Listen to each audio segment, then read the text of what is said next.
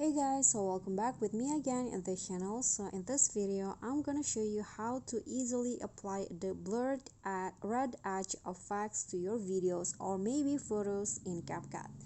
So I'm using a video here, and this effect is quite new on CapCut. And what you guys need to do to find the effect, just go to effect, click on the video effects,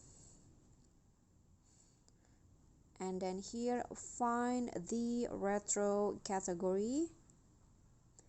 Okay, this one, and just scroll down until you find the blur red edge effect. Okay, this one. So this is a pro effect, so if you want to use this effect you need to buy the CapCut Pro first.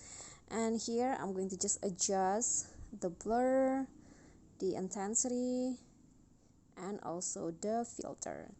So when you're done with the effect, just click on the check icon and please make sure that it applies to all of your clips. And here is the result. Okay everyone, I hope you enjoyed this video, so don't forget to click thanks, like this video, comment, and also subscribe to this channel. Thank you.